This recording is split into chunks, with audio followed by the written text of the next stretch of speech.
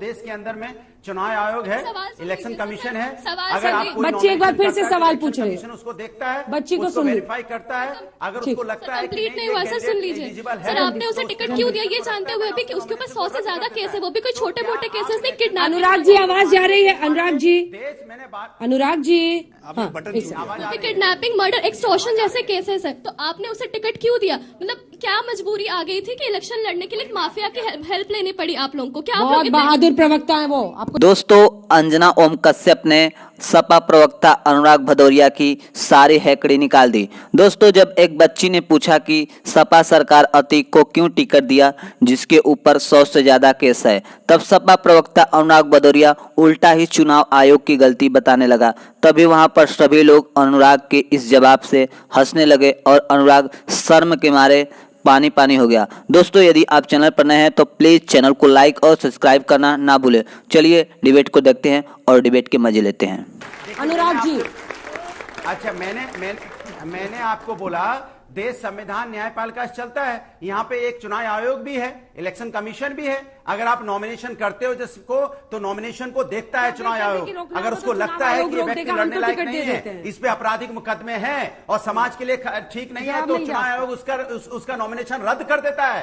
यहाँ पे चुने हुए एमपी तक को खत्म कर देता है। अभी हुआ नहीं क्या, 2-2 साल की सजा हुई तो यहाँ पे चुने हुए यहाँ पे लोकसभा के सदस्य की सजा चली गई। ये हिंदुस्तान है, हिंदुस्तान हमेशा एक सिस्टम से चलता है, हिंदुस्तान हमारे आपके चलाने से नहीं चलता है। भदौरिया जी, आप सबके फेवरेट हो रहे हैं, ये भी आप ही से पूछेंगे। सुनिए, हमारा भी सवाल आप ही से, एक माफिया के समर्थन में नारे क्यों लगाए जाते हैं? तेजस्वी यादव उनको अतीक जी कहकर संबोधित करते हैं। अभी पटना में एक खास समुदाय के लोग उनके समर्थन में नारे लगाते हैं कि शहीद हो गया, शहीद हो गया।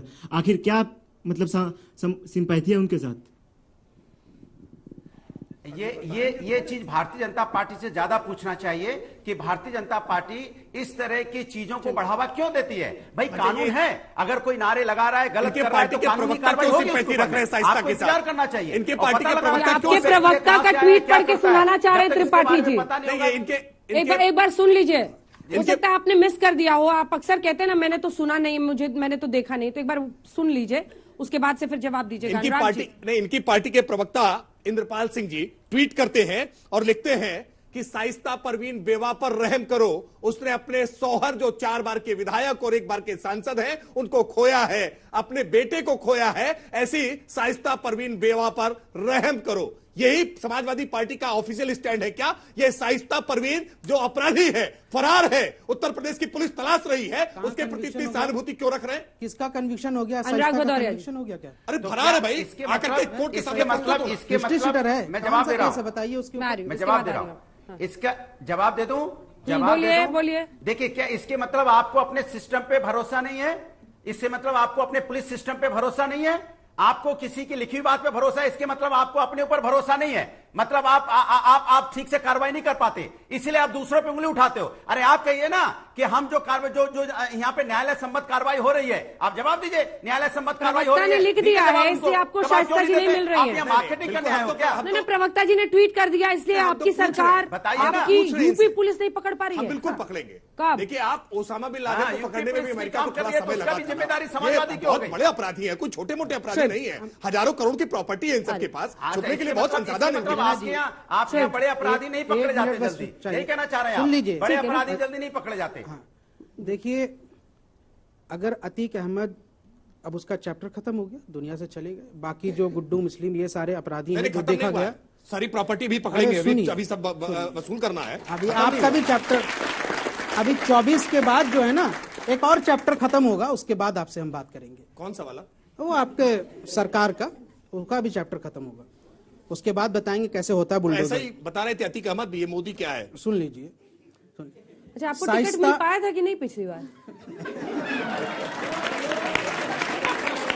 मैं जवाब दे दूंगा तो मुश्किल हो जाएगी, नहीं दे रहा हूँ। चुनाव लड़े थे, मैं तो पूछ रही हूँ क्योंकि आपने चुनावी बात की।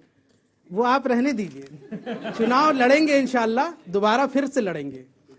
मैं सिर्फ इतना कह रहा हूँ, देखिए शाइस्ता ना हिस्ट्री शीटर है, ना कोई कन्विक्शन हुआ।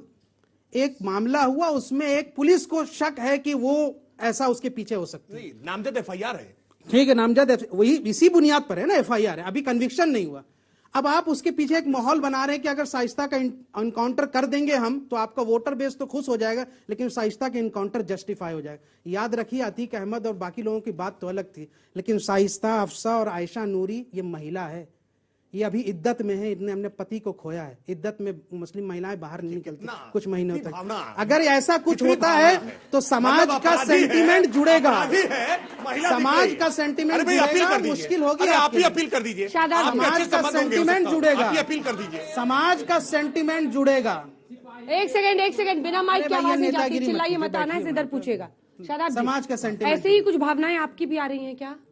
नहीं, भावनाएं तो सरेंडर करे ना, अगर नहीं है तो सरेंडर आए ना, क्यों ऐसी पुलिस स्थिति के पैदा करनी प्रोटेक्शन है? में जब हत्या हो जाती है तो कैसे भरोसा होगा अंजना जी, आप बताइए। स्टेट मशीनरी पे सुन लीजिए, कैसे भरोसा होगा? क्या पता यहाँ से शाइस्ता का भी यहाँ से शादाब ऐसी आपका मर्डर नाम कर है दिया सर, जाए। शादाब को भी मैं सिर्फ इतना कह रहा हूँ, शाइस्ता का भी क्या पता मर्डर की ऐसी साजिश चल रही हो। स्टेट मशीनरी कौन गारंटी देगा? सुन लीजिए भाई, स्टेट मशीनरी पे विश्वास की बात सुप्रीम कोर्ट ने कही थी। उसके बाद पुलिस ने बाकायदा यह हलफनामा दाखिल किया कि नहीं, हम सुरक्षा करेंगे। उसके बाद जब चंद रेडिकलाइज्ड गुंडे उनको मारकर चले जाते हैं तो डर इस बात का है या तो फेक एनकाउंटर हो सकता है या इस तरह की घटना हो सकती है। उन्होंने सुनने में आया 2 जगह पर उसकी सरेंडर की बात कही है, और मैं तो कहता हूं कानून के हवाले सबको करना चाहिए, कानून सबसे बड़ा है। लेकिन जो बात इन्होंने कही है रागी जी ने, वो देश के लिए इतनी खतरनाक है कि इसको सिविल वॉर में धकेलने जैसी बात है। ये नेशनल टेलीविजन पर नहीं होनी चाहिए कि आप आतंकवादियों का समर्थन करें। एकदम गलत है, मैं भी उसका समर्थन। देखिए, पुलिस की कस्टडी में ये कोई पहली घटना नहीं, तो ये जस्टिफाई हो जाता है। दूसरी बात, मैं फिर आपसे कह रहा हूं, अतीक अहमद पर इतना रुदाली करने की आवश्यकता नहीं है।